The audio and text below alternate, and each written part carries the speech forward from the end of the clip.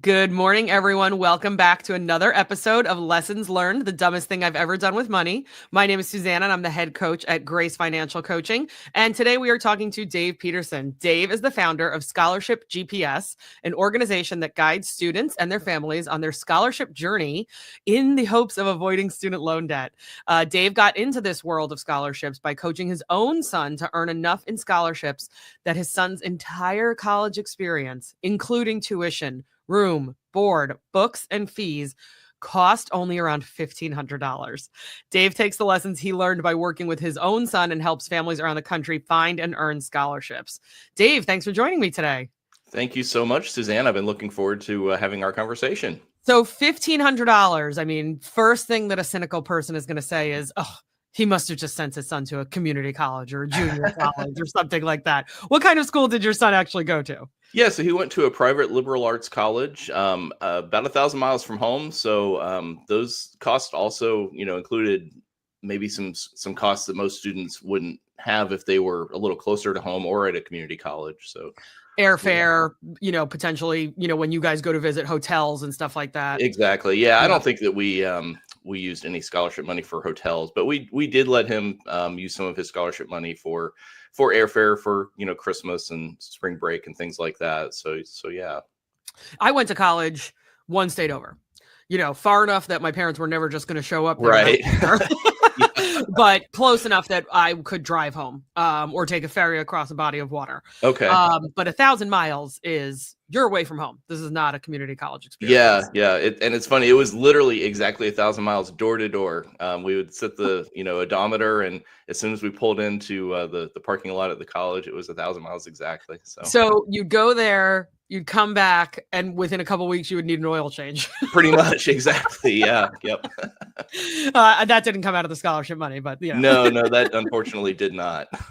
So private liberal arts school. Mm-hmm. What was the sticker price? What was the MSRP?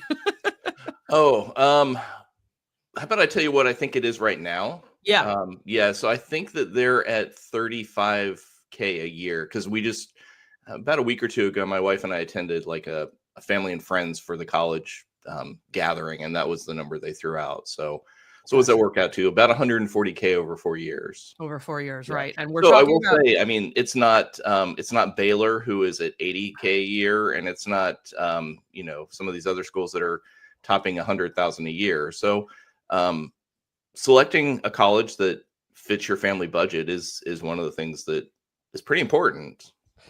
Yeah, absolutely. The Baylor, any of the Ivies, right? As long as you don't qualify for their they're free, making under a certain amount a year, and household makes under a certain amount a year, and you get free Ivy League. Assuming you don't qualify for that, these are expensive schools. Yeah. Any private liberal arts institution is going to be quote unquote expensive. And so if they're hovering around, you said 30 something now? Yes, I think they're like right at 35.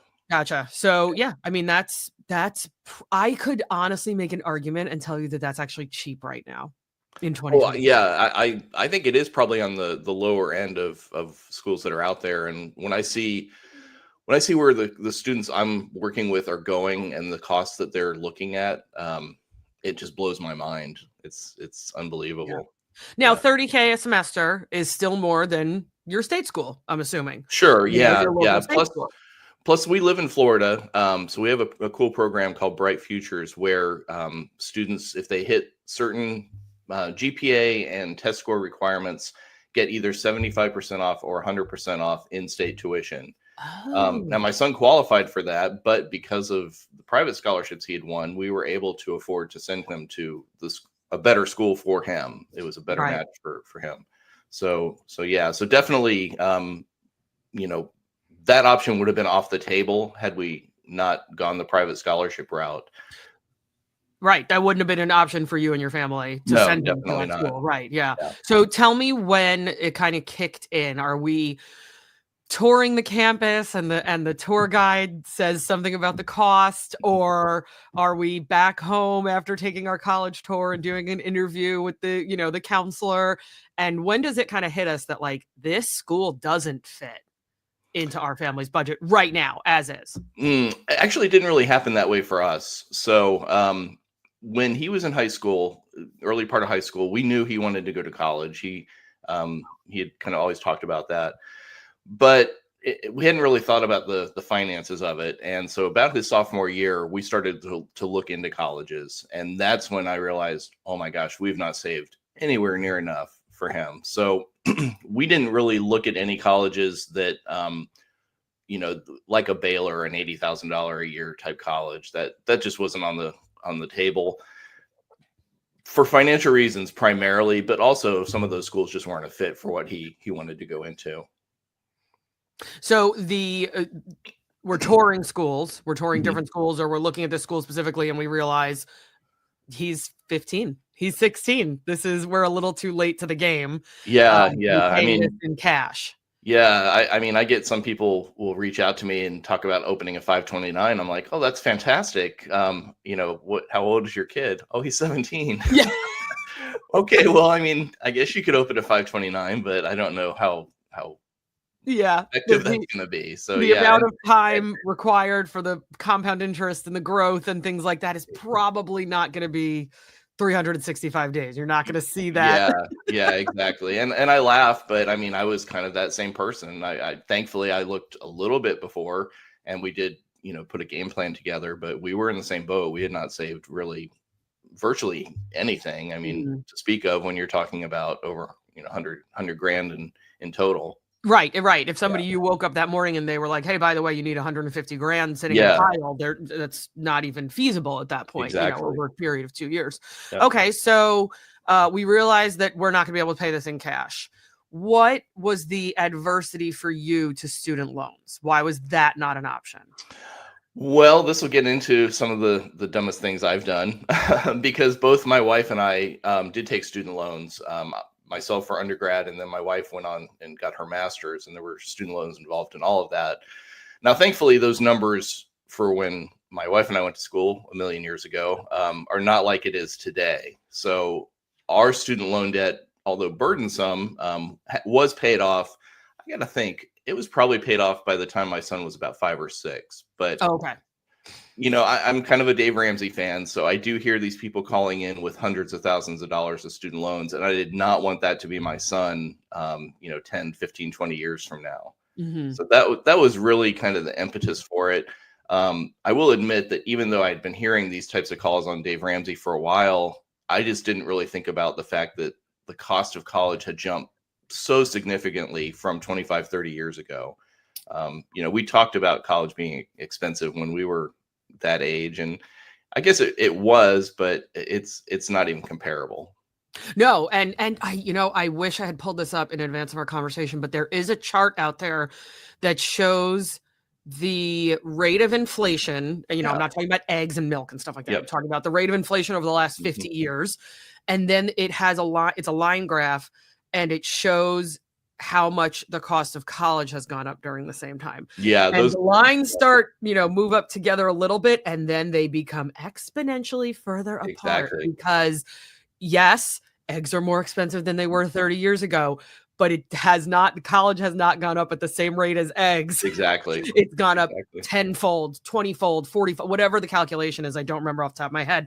And it's just total sticker shock. It really is. Graduated in 1995 to now have a kid going to college in 2025. It's astronomical. Exactly.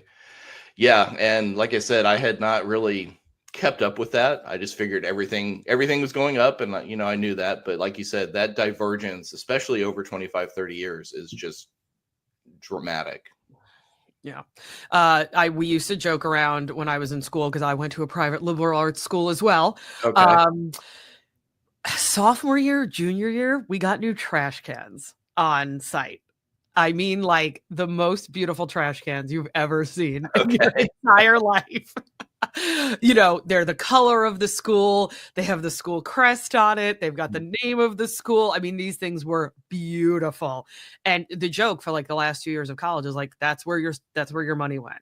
Yeah. Like, this is what we just paid for. We paid for the trash cans. Yep. Did we need? No.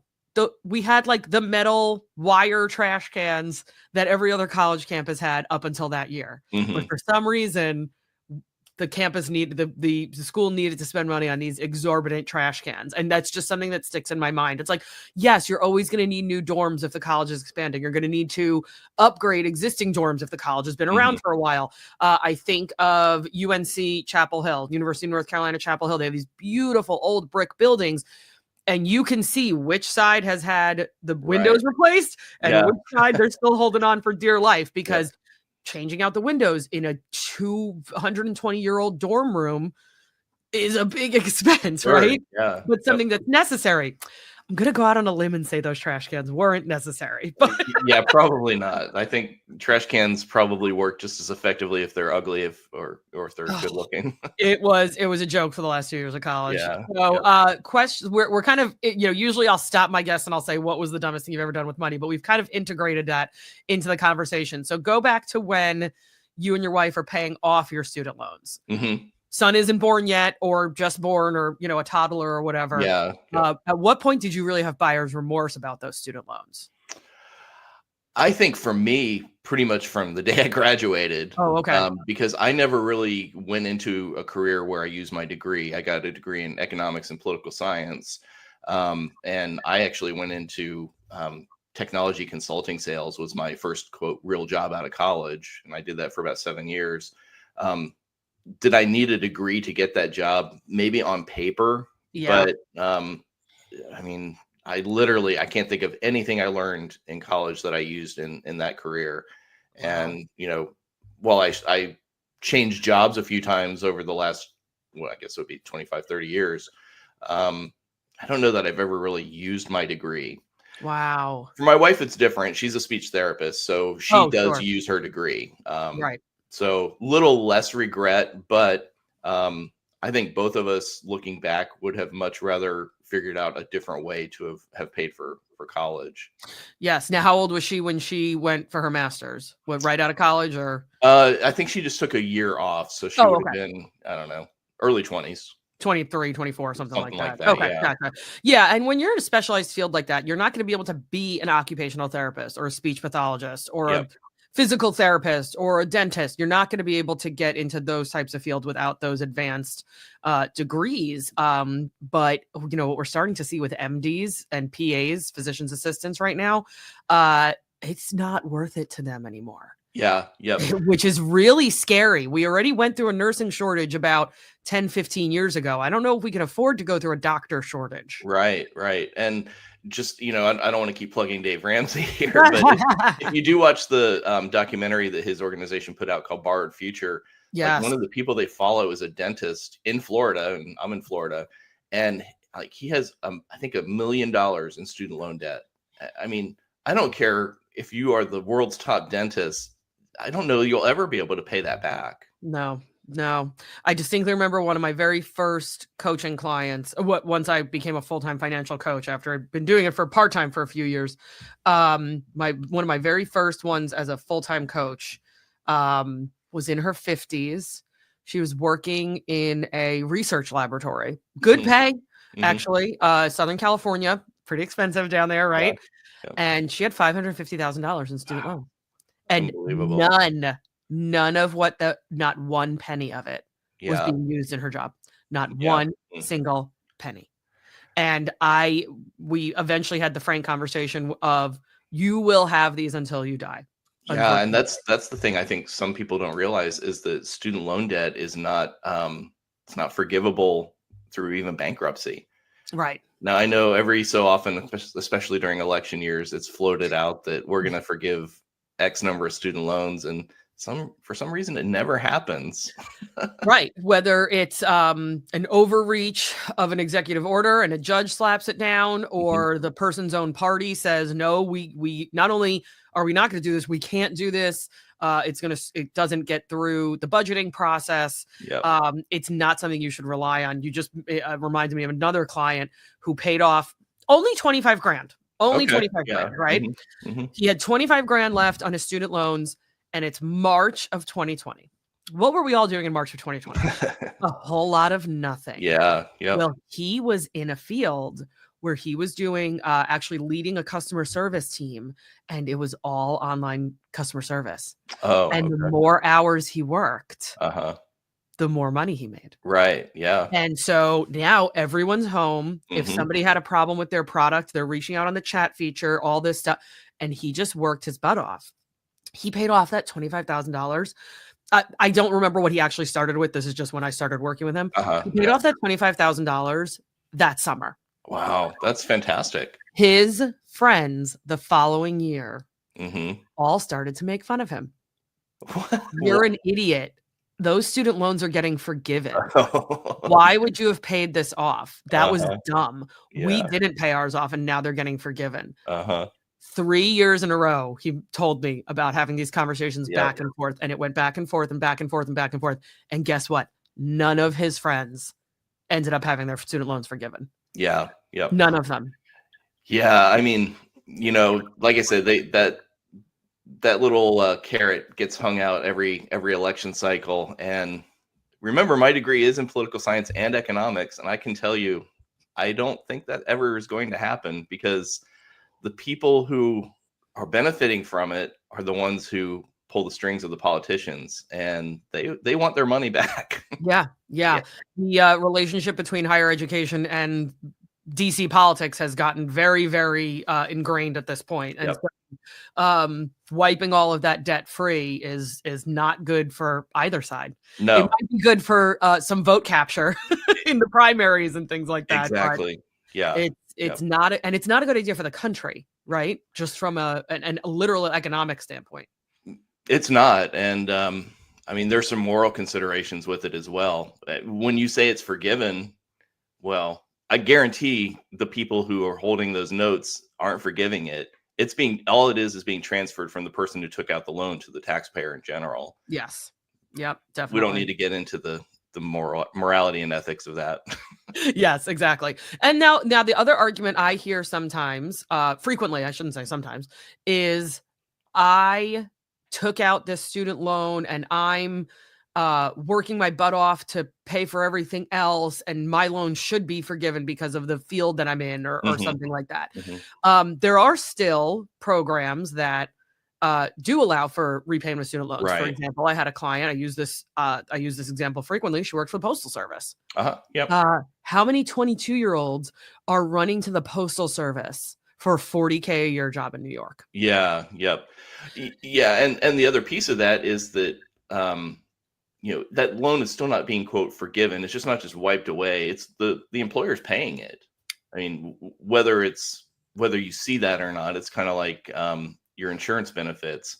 You, as the person, as the employee, are paying for that in the form of lost wages that you would have otherwise gotten. So right. Yeah, it's the same principle. Right. Could she have gone and made 80,000 somewhere else? Probably. Right. And probably been a little bit less miserable. But after that, I think it was, I can't remember if it was 10 or 12 years. But her loans were indeed forgiven at that point, because she fell under the PSLF. Hopefully I'm putting that in the right order, program where, she did enough time in a federal service job and qualified for it to just, the number just disappears on the screen.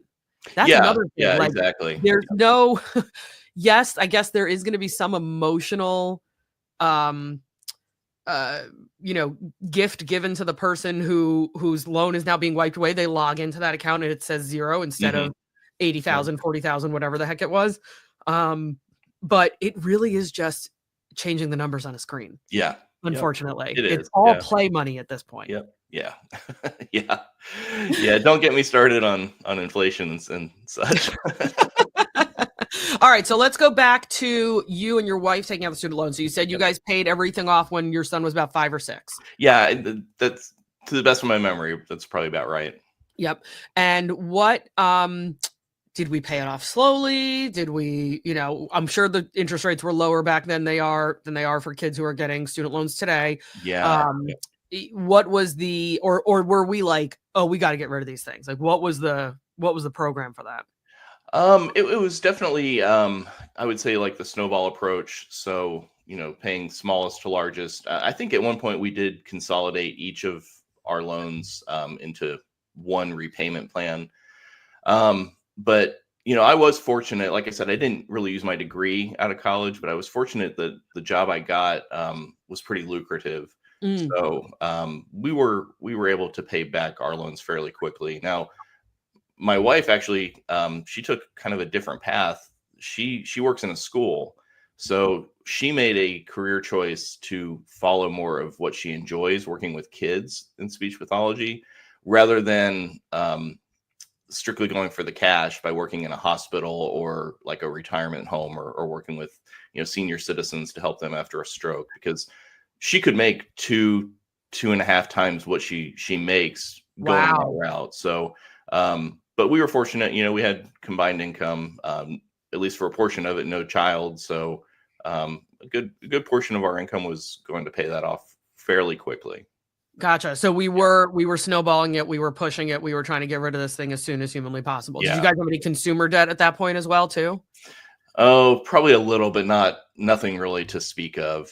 Yeah, I mean, we would take fairly extravagant vacations every year because we were both doing pretty well at a young age. So yeah, I mean, we've kind of seen the world. Right. Put it Yeah, on the credit card and then, kind of paid it off when you got yeah, home. Not exactly. Yep, necessarily, yep. not necessarily putting the entire trip on the credit card that Right, one. right. Yeah, Yep, yep. gotcha. So what do you think changed when you started going through the process for your son?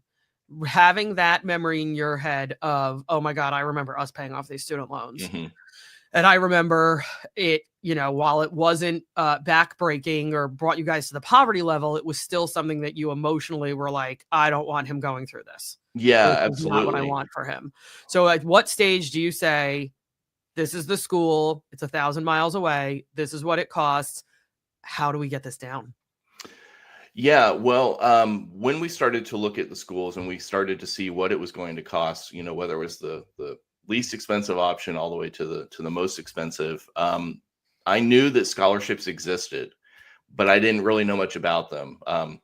So going back to dumb things I've done with money, if you go back to when I was a kid, I didn't apply for any scholarships. I mean, it was not on my radar in the least. I just thought scholarships went to the best and brightest, and that wasn't me. So I didn't even The bother thinking smartest about kids it. in the class, the Yeah, yeah, definition, using exactly. the word scholar in scholarships, you just Exactly. disregard Yeah. everything else. Yep.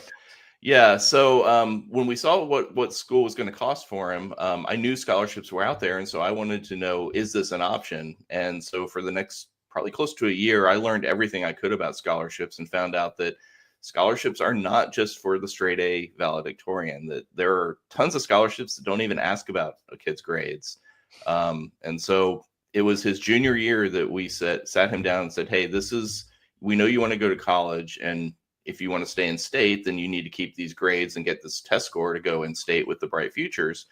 But if you want to go to one of these other schools that you really have your heart set on, you're going to have to apply for scholarships." And he's a smart kid. He understood the financial impact of it. Good. Because he was in the car when Dave Ramsey was on, and so he got some of those lessons as well. So I was gonna say, whether he liked it or not, he was. yeah, exactly. So he applied to his first scholarship as a junior. Actually, won 3 scholarships his junior year of high school, which is something I think most people don't realize, is that there are scholarships. Go back to another dumb thing I've done. We could have had him applying in grade school. Now, there's not thousands of scholarships in grade school, but there's enough that you could start earning a little bit of money. So Oh yeah. my gosh. What kind of scholarship can you get in elementary school? Yeah. So there is one called the Carson Fund, where I think they start in 4th grade. You do have to be nominated by your school, but you can win $1,000 starting in 4th grade, and if you keep winning every year, it goes up through 11th grade. So what is that? 7 years? You could get seven grand in the bank just from that one. Right. And 7 grand or $1,000 every year over the course of 7 years, depending on what the market looks like. Yeah, yeah. I mean, I don't know, what could that maybe hit 10 grand by the time? Yeah. Yeah, yep. So that's just the first example that came to mind. I mentioned that one because my son did earn that one his junior year. So when we saw that he could have been applying from 4th grade, we were like, well, it's great that he won, but man, we left six or 7 grand on the table there. Right. Yeah. What was the procedure to get the school to nominate him? I've actually not heard of that before. Yeah, so we just when I say he went to his school principal and said, "I found this scholarship. Only one student from the school can be nominated. Since I'm bringing it to your attention, can I be that student this year?" And they said, "Sure." And so he was nominated, and then went through the process of filling out the application, writing the essays, and we're fortunate that he was selected for that. So that was one of the 3 he won as a junior. Gotcha. So now we've got a little pile of money sitting somewhere, and we're going into senior year. So did we ramp it up? Did we quadruple the number of scholarships? What did we do? What did it look like? Yeah, it was way more than quadruple. I said he won 3 junior year. I don't remember how many he applied for, but by the time he graduated high school, he applied for just shy of 100 scholarships.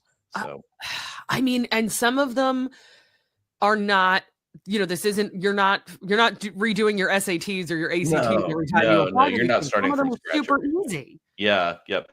I mean, some of them, just would require the same essay that you submitted for the previous one. Right. If it was a topic that you can kind of reuse or whatever, there's not, 100 scholarship applications is not 100 different essays. No, not at all. Not at all. That's sometimes amazing. Literally the exact same essay. Sometimes it's just tweaking a few words here or there. So yeah, I know it sounds like a lot, and it is work. I mean, you can't, you're not going to have success if you're not putting in some effort with it, but it's doable. And I'm going to guess 95% of these are all done online now. Yeah. I can only think of one scholarship, where we actually dropped it off at a location near our house. And that was this pre-COVID?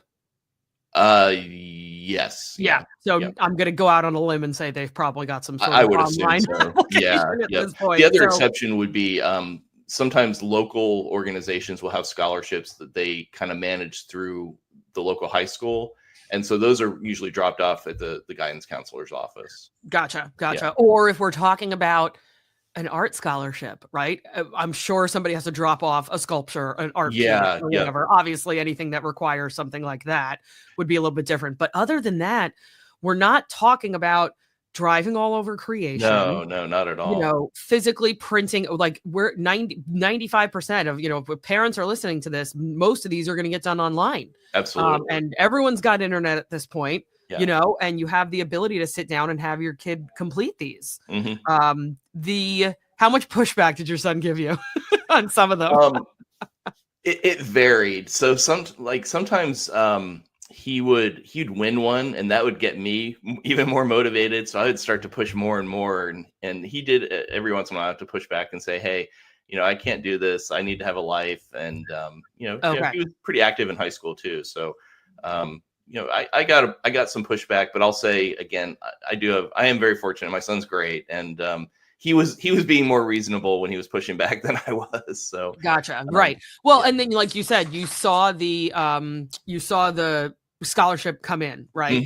We get $1,000 one, we get a $1,500 one. All right, let's do more. Yeah. So at the end of the day, the $1,500 that you guys paid for school, was that for all 4 years, or was that? Yeah, that was everything. That was all 4 years. Oh my gosh. Yeah. That's absolutely incredible. Yeah. Well, the lesson here is, I mean, if I walked up to one of my clients right now, one of them who's got a kid starting college soon, and said, if I could actually give them, if you fill out 100 scholarships, you will only pay, right? Yeah. Direct correlation, which it is not, obviously. Correct. Yeah. Yep. Do you realize how many people would sign up for that? Immediately. Oh, yeah, exactly. Yep. Who cares if it's 200 scholarships? Right. If you can get the cost of college down from $100,000 or whatever it was when he started to $1,500, or even 10 grand, right? Or even 10 grand, right? Yeah, exactly. What's 10 grand over 4 years? Geez, exactly. We could definitely cash flow that, to use Dave Ramsey language. Exactly. Yeah. Find you 10 grand in your budget over 4 years, and it'll be gone by the time the kid graduates. So it's just, it is not a direct correlation. We're not telling everybody, apply for 100 scholarships and college is going to be free. Yeah. Definitely don't want to leave that impression. There is more to it than that, but sure. And each kid is going to be different. The academics might be a little, they might have more money tied to those, or if they're, good at sports or theater or whatever, but just in the grand scheme of things, it is a little bit of work to keep your family and your kid from having student loans or a lot of student loans at the end. Yeah. Yep. Yeah. And I think a number that may kind of drive this home is that we figured out roughly how many hours he put into Oh, you did? scholarships, and then divided that by what he won. And his hourly wage, including time he spent on scholarships he didn't win, was over $300 an hour. So, I mean, I always joke, like, I wish I could go back to that because I'm not making $300 an hour. Yeah. No, I know a couple of attorneys that are making $300 an hour. Yeah, maybe. Yep.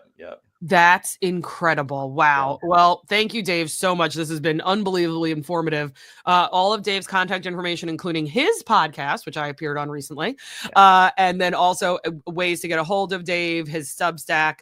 That's all going to be put in our show notes, and you can follow him on LinkedIn and X and Facebook as well, too. Dave, thank you so much. This has been incredibly informative. Oh, thanks.